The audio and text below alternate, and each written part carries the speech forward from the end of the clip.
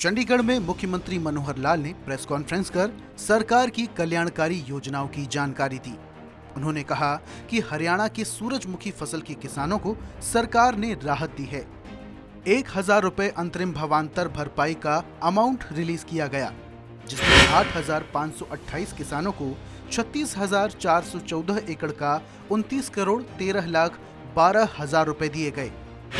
वहीं प्रधानमंत्री किसान सम्मान निधि के तहत 19,72,000 किसानों के खातों में 13 किश्तों में 4,287 करोड़ डाले गए। सीएम ने कहा, हमारी सरकार ने खराब हुई फसलों के मुआवजे की राशि 10,000 से बढ़ाकर 15,000 प्रति एकड़ कर दी है। आज तक किसानों को 9,790 करोड़ मुआवजे की राशि दी गई, जिसमें पिछली सरकार की 269 करोड़ की मुआवजा राशि शामिल है। करनाल में मुख्यमंत्री मनोहर लाल से मशहूर स्क्रिप्ट राइटर मनोज मुंतशिर ने मुलाकात की। इस मौके पर सीएम ने कहा कि रामायण पर आधारित आदिपुरुष फिल्म का ट्रेलर देखा है। फिल्म की सफलता के लिए मुंतशिर को अग्रिम शुभकामनाएं दी। बता दें कि मनोज मुंतशिर आदिपुरुष फिल्म के लेखक हैं। मुख्यमंत्री मनोहर लाल से महेंद्रगढ़ से आए शिष्टमंडल ने मुलाकात की, जिसमें उन्होंने राजकीय मेडिकल कॉलेज का नाम बाबा खेतानाथ के नाम पर करने की मांग की है। अमृत जल क्रांति में द्विवार्षिक एकीकृत जल संसाधन कार्य योजना का अनावरण किया गया। कार्यक्रम में मुख्यमंत्री मनोहर लाल भी शामिल हुए। सीएम ने कहा कि भविष्य के लिए पानी और पर्यावरण कैसे बचाएं, इन सब को लेकर हमको मंथन करना होगा। उन्होंने कहा, भूमि, गगन, वायु, अग्नि और नीर को मिलाकर भगवान शब्द की अवधारणा हुई है। आज के वक्त में 14 लाख करोड़ लीटर की जरूरत के हिसाब से पानी की कमी है। मेरा पानी मेरी विरासत योजना में 1.5 लाख एकड़ भूमि पर धान की जगह दूसरी फसल किसानों ने अपनाई है, जिससे पानी की बचत के साथ फसलों का उत्पादन भी बढ़ा है। सीएम ने कहा कि माइक्रो इरिगेशन सिंचाई योजना के जरिए पानी बचाने का काम किया जा रहा है। 18,000 तालाबों में करीब 2,650 तालाबों को सुरक्षित रखने के लिए योजना बनाई गई है। और मैं आज घोषणा करता हूं कि गन्नौर ब्लॉक 3,000 एकड़ के बाद जितना आगे बढ़ेंगे, 1 अप्रैल 2024 से यहाँ के किसानों को और आगे बढ़ेंगे तो 5,000 रुपया प्रति एकड़ सब्सिडी गन्नौर ब्लॉक के लिए हम 3 वर्ष के लिए लगा सकते हैं। मुख्यमंत्री मनोहर लाल ने हरियाणा को सौगात देने के लिए प्रधानमंत्री नरेंद्र मोदी को धन्यवाद दिया है।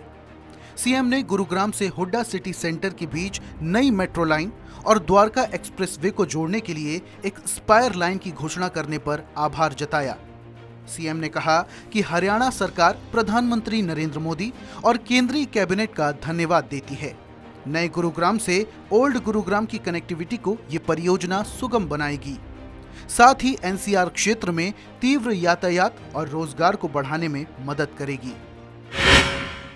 मुख्यमंत्री मनोहर लाल से संत कबीर कुटीर में बीजेपी प्रभारी विप्लव देव ने मुलाकात की। दोनों के बीच कई अहम मुद्दों पर चर्चा भी हुई। साथ ही सियासी हालात पर मंथन हुआ। इस मौके पर कृषि मंत्री जयप्रकाश दलाल भी मौजूद रहे। मुख्यमंत्री मनोहर लाल ने चंडीगढ़ में वीडियो कॉन्फ्रेंसिंग से कैथल में व्यापारी सम्मेलन में शिरकत की। उन्होंने कहा कि प्रदेश भर में सब्जी मंडी में लगने वाली मार्केट फीस और HRDF दर को अब एक मुश्त तय किया जाएगा। इसके नियमों में संशोधन का विधेयक विधानसभा से पारित हो चुका है। अभी 2% मार्केट फीस और 2% HRDF की दर लागू है। आढ़तियों की मांग पर सरकार ने इसे एक मुश्त करने का फैसला लिया है। सीएम ने कहा कि कैथल में ट्रांसपोर्ट नगर में हरियाणा शहरी विकास प्राधिकरण की नीति के तहत व्यापारियों को दुकानें बेची गई थीं। अब सरकार ने नई नीति बनाकर नियमों में छूट दी जाएगी, जिससे व्यापारी अपनी दुकानें बेच सकेंगे। उन्होंने कहा कि नेफेड के फसलों की खरीद पर 1.25% हैंडलिंग चार्जेस आढ़तियों को देने की घोषणा की जा चुकी है।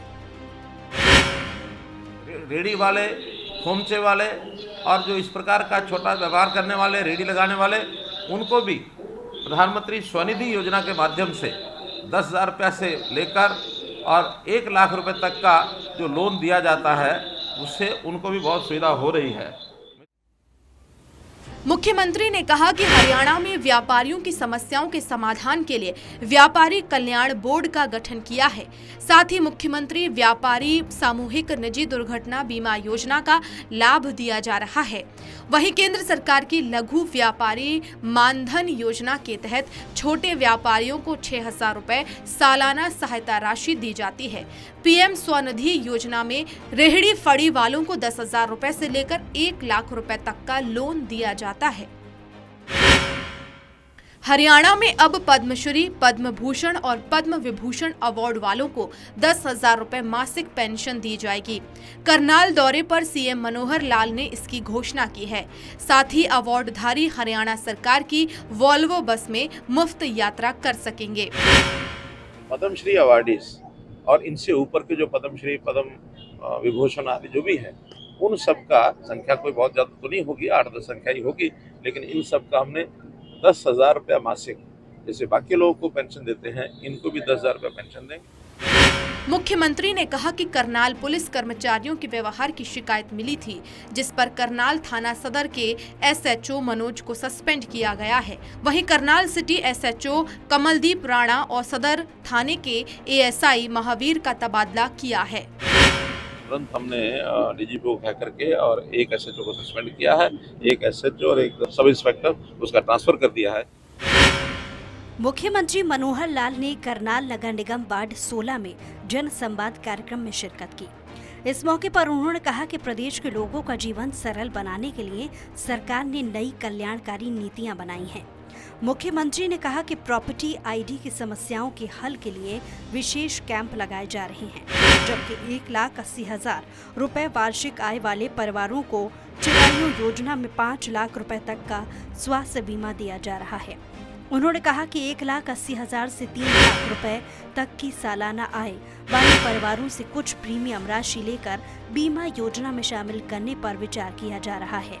सीएम ने कहा कि परिवार पहचान पत्र योजना में 12.5 लाख नए बीपीएल राशन कार्ड बने हैं। मुख्यमंत्री ने कहा कि राइट टू सर्विस योजना के लागू होने से लोगों को लाभ मिल रहा है। मुख्यमंत्री मनोहर लाल ने गन्नौर में भारतीय अंतर्राष्ट्रीय बागवानी मंडी में 2600 करोड़ रुपए के कामों के निर्माण का शुभारंभ किया। उन्होंने करीब 55 करोड़ की विकास परियोजनाओं की भी आधारशिला रखी। इसमें 495 लाख रुपए की लागत से भिवानी में सब्जी मार्केट, 1204 लाख 3 हजार से सिवानी में नई अनाज मंडी, 894 लाख 94 हजार से असम में मूनक खरीद केंद्र को सबयार्ड, सिरसा में 2481 लाख 38 हजार से सब्जी मंडी, अनाज मंडी और लकड़ी मंडी के विकास के लिए अतिरिक्त मंडी, 192 लाख 56 हजार से कुंवरपुरा में खरीदी केंद्र और 224 लाख 87 हजार से शेरपुरा गांव में खरीदी केंद्र के निर्माण का शिलान्यास शामिल है। हो सकता है आपके लिए ये कोई एक संकल्प हो इस मंडी का, किसी के लिए इस घोषणा का महत्व हो सकता है कभी हुई होगी, लेकिन मेरे जैसे व्यक्ति के लिए ये एक स्वप्न है, बड़ा स्वप्न है भाई, बहुत बड़ा स्वप्न। मुख्यमंत्री ने गन्नौर खंड के सब्जी उत्पादकों के लिए 3 सालों के लिए 5,000 रुपए प्रति एकड़ की दर से सब्सिडी देने का ऐलान किया है। मुख्यमंत्री ने कहा कि सूरजमुखी उत्पादक किसानों के लिए कुरुक्षेत्र में 4 एकड़ भूमि में तेल का कारखाना लगाया जाएगा। उन्होंने कहा कि करनाल में महाराणा प्रताप बागवानी विश्वविद्यालय अगले साल शुरू हो जाएगा। मुख्यमंत्री मनोहर लाल ने पीएम कुसुम योजना के लाभार्थियों से सीधा संवाद किया। मुख्यमंत्री ने कहा कि ऑफ ग्रिड सोलार पंप लगाने में हरियाणा देश में अग्रणी राज्य है। साल 2020-21 में 15,000 सोलार पंप लगाकर हरियाणा देश में पहले स्थान पर रहा। अब तक 53,000 सोलार पंप लगाए गए हैं, जो योजना के तहत निर्धारित लक्ष्य 50,000 ऑफ ग्रिड सोलार पंप से भी ज्यादा है।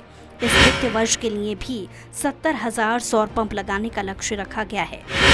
आपका कितना बड़ा सोलर पंप है? 5 HP का है सर मेरा सोलर पंप। आपको अनुभव कैसा है? कोई बताने की बात हो बताओ।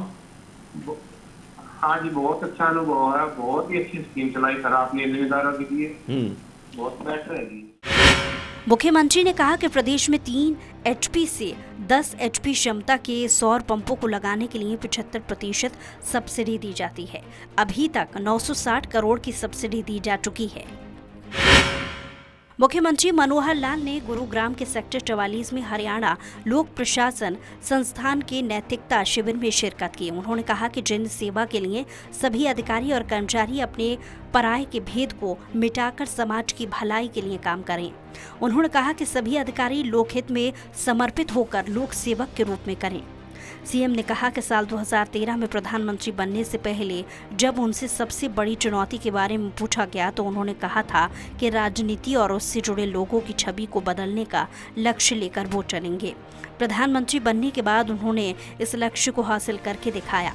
उन्होंने कहा कि पिछले 8.5 साल में उन्हें इस बात का गर्व है कि समाज की सेवा से प्रदेश को आगे बढ़ाने का काम किया गया है। मुख्यमंत्री मनोहर लाल ने आदिवासी समाज के स्वाभिमान, सम्मान और संस्कृति के संरक्षक जननायक भगवान बिरसा मुंडा को श्रद्धांजलि दी। सीएम ने कहा कि महान स्वतंत्रता सेनानी के तौर पर उन्होंने लोगों को प्रेरणादायी नेतृत्व प्रदान कर अंधविश्वास और शोषण के खिलाफ आवाज उठाई।